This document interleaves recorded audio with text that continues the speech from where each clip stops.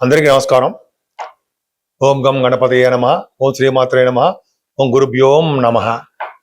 ఇప్పుడు మనం రవి సూర్య భగవానుడు మార్పు గురించి మాట్లాడుకుందామండి. అంటే వృషభ రాశి నుండి మిథున రాశిలోకి ఆయన 15th జూన్ మిథున రాశిలోకి వచ్చేస్తున్నాడు. రావడం వలన 12 రాశుల వారికి ఫలితాలు ఎలా ఉంటున్నాయో తెలుసుకోబోతున్నాం. కర్కాటక రాశి వారికి రవి ద్వితీయాధిపతి అయ్యి మీ రాశిలో ఉండడం తప్పని చెప్పం. కానీ ఏంటంటే ధనాన్ని అంత ఈజీగా ఇచ్చేయడు, ఇబ్బంది పడతారు. అంతేకాకుండా కొద్దిగా మీరు దూర ప్రాంతాలకి ప్రయాణం చేయవలసి వస్తూ ఉంటుంది. రాశిలోనే గురుడు ఉన్నాడు, కర్కాటక రాశిలో ఉన్నాడు కాబట్టి నీటిలో ప్రయాణం చేయడము, నీటిలోనే కొంతమంది స్నానాలు చేయడం అంటారు సార్. నీటి స్నానం, నదీ స్నానాలు అంటారు కదా, నదీ స్నానాలకి ఎక్కువ అవకాశాలు ఇస్తాడు మీకు. పైగా ద్వితీయాధిపతి రాశిలో ఉండడం వల్ల, కర్కాటక రాశిలో ఉండడం వల్ల కష్టించి పని చేస్తారు అని చెప్పచ్చు. అంటే వీరు కష్టపడడం, ధన సంపాదన ఉండడము జరుగుతుంది. ఎందుకంటే సెకండ్ హౌస్ లార్డ్ ఎవరికైనా చూసుకోండి, రాశిలోనే ఉంటే, లగ్నంలో ఉంటే వాళ్ళు కష్టపడి పని చేస్తారు. సెకండ్ హౌస్ లార్డ్ అవడం వలన ధనానికి కొద్దిగా ఇబ్బంది పడడమో, లేకపోతే ధనం సకాలంలో చేతికి అందలేకపోవడమో జరుగుతుంది. లగ్నాధిపతి అయ్యాడు కదా, సెకండ్ హౌస్ లార్డ్ అయ్యాడు కదా. ఆయన ఎక్కడ చూస్తున్నాడు? కర్కాటక రాశి వారికి రవి 12వ భావంలో ఉన్నాడు. ద్వితీయాధిపతి 12వ భావంలో ఉన్నాడంటే ఖచ్చితంగా ఫారిన్ కంట్రీస్ వెళ్తారు. ఈ రవి కూడా అక్కడ నక్షత్రం ఉందండి, మృగశిర ఆర్ద్ర నక్షత్రం ఉంది. ఆర్ద్ర నక్షత్రంలో రవి ఎప్పుడైతే వస్తాడో కర్కాటక రాశి వారికి విదేశ పర్యటన ఉండి తీరుతుంది. మీ జాతకంలో కూడా చూసుకోండి, కర్కాటక లగ్నం అయి ఉండి ద్వితీయాధిపతి వ్యయభావంలో మీకు ఉండి ఆయన ఆర్ద్ర నక్షత్రంలో ఉన్నాడు అంటే మరి విదేశాలనే స్థిర నివాసం ఏర్పరచుకున్నట్టే. అది శాస్త్రం. సరే, అది పక్క పెడదామండి. ఏదైనా ధనాన్ని ఎంత సంపాదిస్తారో అంతగా ఖర్చు పెట్టేస్తుంటారు. కాబట్టి మీరేం భయపడాల్సిన అవసరం లేదండి. ముఖ్యంగా రవి వలన, సూర్యభగవాన్ వలన, రవి మీకు ఇందాక చెప్పిన కర్కాటక రాశిలో ఉన్నాడు, తప్పండి, సారీ పొరపాటు చెప్పానది. రవి కర్కాటక రాశిలో కాదు, మిథున రాశిలో ఉన్నాడు కాబట్టి మిథున రాశిలోనే యోగాన్ని కలిగిస్తూ ఉంటాడు, అదృష్టాన్ని యోగాన్ని కలిగిస్తాడు, ఎక్కువగా ధనం ఖర్చు పెట్టేది చేస్తూ ఉంటాడు, దేవాలయాల సందర్శన కూడా కలిగించేది చేస్తుంటాడు మీ రాశి వారికి. ఇప్పుడు మనం యమునా నది పుష్కర స్నానాలు, యమునా నది గురించి మాట్లాడుకుందాం అండి. ముఖ్యంగా యమునా నది పుష్కర స్నానాలు చేసే వాళ్ళందరికీ కూడా సూచన ఏంటంటే, యమునా నదిలో స్నానం చేసే ముందర సంకల్పపూర్వకంగా స్నానం చేయడం మర్చిపోకూడదు.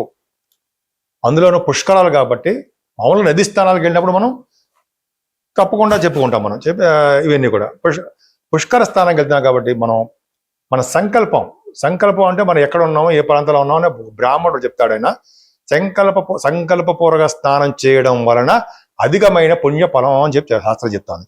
జనరల్గా చాలా మంది ఆడవాళ్ళు కూడా, సుమంగళిలు వాళ్ళందరూ కూడా ఈ టైంలో ఏం చేస్తుంటారంటే, వారందరూ కూడా పుష్కరాల సందర్భంలో ఆ నది అమ్మ తల్లికి వాయినాలు కూడా ఇస్తుంటారండి వాళ్ళు. అంతేకాకుండా అమ్మవారికి మన యమునా అమ్మవారికి చీర, రవిక అదొకటి, గాజులు, అలాగే పసుపు కుంకాలు, ఇవన్నీ కూడా నదిలో వదులుతారు. నదిలో వదలడం వల్ల అమ్మవారికి ఆశీస్సులు పొందుతారు. అంతేకాదండి, ఇదే విధంగా ఈ ఆచారం కూడా కొంతమంది దంపతులు ఉంటారు. ఆ దంపతులకు కూడా మీరు ఈ చీర, రవిక, పసుపు కుంకుమ, గాజులు ఇవన్నీ ఒక 2 దంపతులకి ఇచ్చి వాళ్ళ ఆశీర్వచనం తీసుకోవడం కూడా సర్వశ్రేష్టం. ఇప్పుడు కూడా నది దగ్గర చేయకూడదు దానాలన్నీ కూడా, దూరం అంటే అది మెట్లు ఎక్కువ వచ్చి దూరంగా స్నానం చెయ్యాలి. సో ఇదొకటండి. అసలు యమునా అమ్మవారు ఎలా ఉంటారు, అమ్మవారి యొక్క పవర్ తెలుసుకుందామండి. అసలు అమ్మవారు, యమునా నది అమ్మవారు అత్యంత సౌందర్యవతిగా ఉంటారట ఆవిడ. అలాగే నిత్య యవ్వనవతిగా ఉండడమే కాకుండా ప్రసన్న వదనంతో మనం దండం పెట్టినాం అనుకోండి, ఆవిడ కోరిన కోరికలు తీర్చేస్తూ ఉంటారు. కరుణ కురిపించే అమ్మవారుగా ఉంటారు. ఈ యమునా నది అమ్మవారు అనేది, యమునా నది నీలి రంగులో ఉంటుంది అండోయ్. గంగా నది ఒక కలర్లో ఉంటుంది ఆవిడ, ఈవిడేమో యమునా నది నీలి వర్ణంతో ఉంటుంది ఆవిడ. అందుకని నీలి రంగు పట్టు వస్త్రాలతో ధరించి అమ్మవారు కిరీటంతో అలాగే వడ్డాణంతో ఆభరణాలతోటి అలంకరించుకొని కళకళ ఆడిపోతూ దివ్యకాంతితో దర్శనాలు ఇస్తూ ఉంటుంది ఆవిడ లోకాల్లో, పై లోకాల్లో. అలాగే అమ్మవారి యొక్క వాహనం తాబేలు కూర్మం ఉంటాం కదా, తాబేలు అనమాట. సరే, ఈవిడ జనరల్గా ఏంటంటే ఎప్పుడు కూడా భక్తులకి కోరిన కోరికలు తీరుస్తూ ఉంటుంది. అసలు యమునా నది అమ్మవారు యమధర్మరాజుకి సోదరి. యమధర్మరాజు సూర్య భగవానుడు యొక్క దీంట్లో యమధర్మరాజు యొక్క సోదరి అయింది ఆవిడ. సూర్య భగవానుడు, యమధర్మరాజు, శనీశ్వరుడు, మన యమున అని అంటాం కదండి సంతానంలో. యమునా నది ఆవిడ యమధర్మరాజుకి సోదరి కావడం వలన ఈ నదిలో స్నానం చేయడం వలన యమ భయం ఉండదు. యమధర్మరాజు వలన యమధర్మరాజు సంబంధించిన భటులు మన దగ్గర రారు. యమ భయం లేకుండా మోక్షము ప్రసాదిస్తారు అమ్మవారు.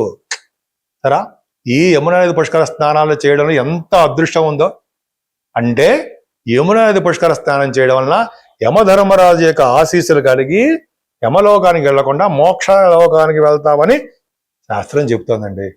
ఎంత అదృష్టం మనకి. ఈ విధంగా ఉంది. సరే, అసలు దానాలు ఏం చెయ్యాలి అంటే 12 రోజులు ఉంటాయి కదండి, 12 రోజులు పుష్కరాలు కదా. ఏ రోజు ఏ దానం చేస్తే బాగుంటుంది అని రోజుకి ఒక దానం చేయాలని కూడా శాస్త్రం చెప్తోంది. కొన్ని నాకు తెలిసిన విషయాలు, కొంత నేను రాసుకునే విషయాలు, కానీ కొన్ని విషయాలు నేను చెప్తాను. గుర్తుండవు కదా, అన్ని గుర్తుపెట్టేసి తగడగా చెప్పలేము. కాకపోతే ఏంటంటే కొద్దిగా రాసుకోవడము చేస్తుంటాం. యమునా నది పుష్కర స్నానం అయిపోయిన తర్వాత, అంటే మనం యమునా నది పుష్కర స్నానం కొంచెం బయటకు బయటకంటే కొంచెం నదిలో కాకుండా బయటకు వచ్చిన తర్వాత ఏమి దానాలు ఇవ్వాలి? రోజుకో దానం చెప్పారండి.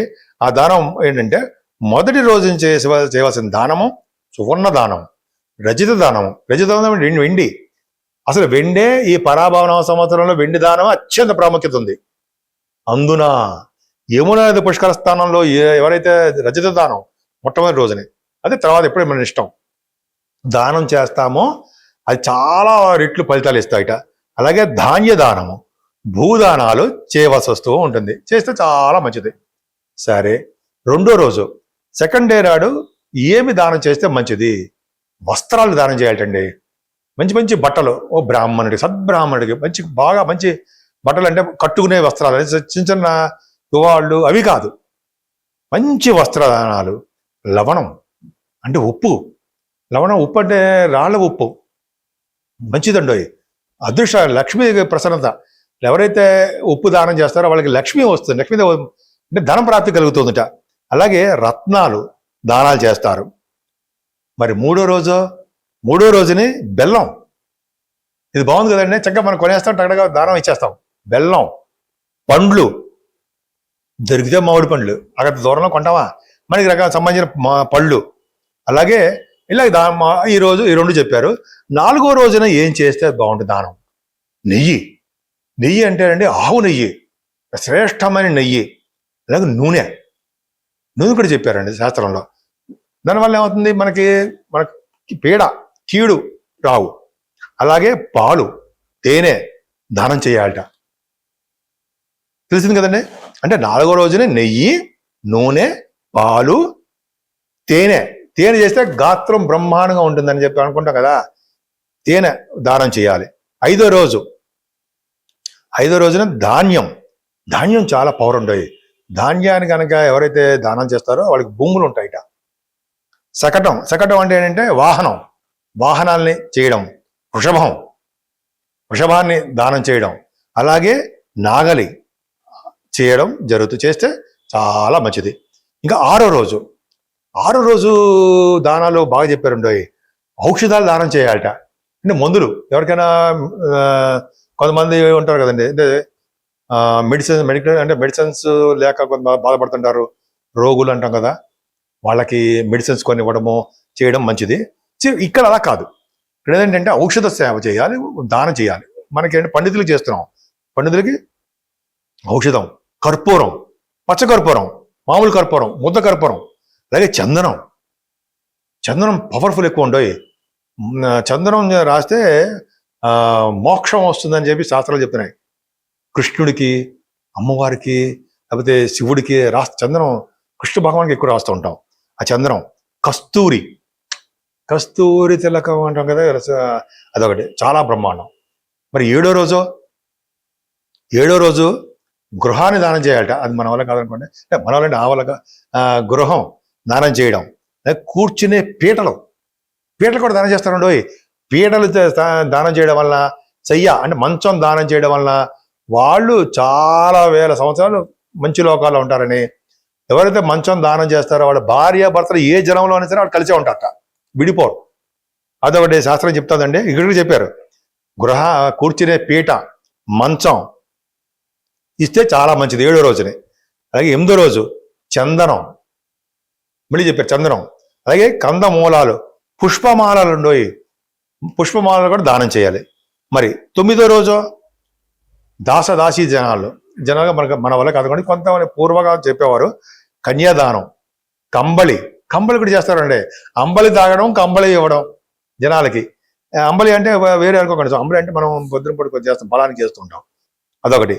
ఆ కంబళి దానం చేసిన వాళ్ళకి అది కూడా అనురాధ నక్షత్రంలో కంబళి దానము, ఫ్రూట్స్, అలాగే వస్త్రదానాలు చేసిన బియ్యం దానం చేసిన వాళ్ళు అనురాధ నక్షత్రం ఉన్న వారికి ఆ రోజు చేస్తే అది 100 యుగాల పాటు స్వర్గలోకంలో ఉంటాట.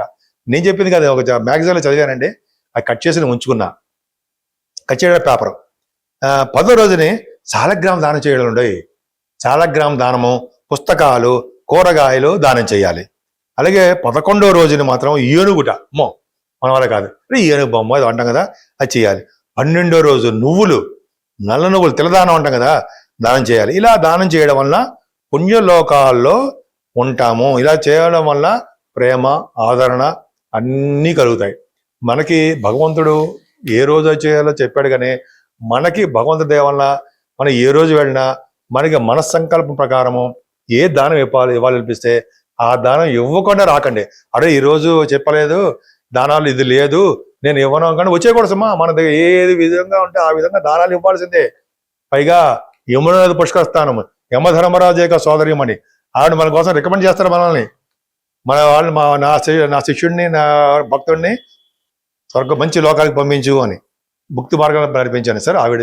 సో ఈ విధంగా ఉందండి. మనం స్నానాలు చేద్దాం, భగవంతుడి దేవల్ల యమధర్మరాజు యొక్క ఆశీస్సులు పొందుదాం, విష్ణువు యొక్క దర్శనం ఆయన యొక్క ఆశీస్సులు పొందాం. అందరూ సుఖంగా ఉందాం. ఈ స్నానాలు చేయడం వలన ముక్తి కూడా లభించడానికి అవకాశాలు ఉన్నాయి, ముక్తి లభిస్తుంది.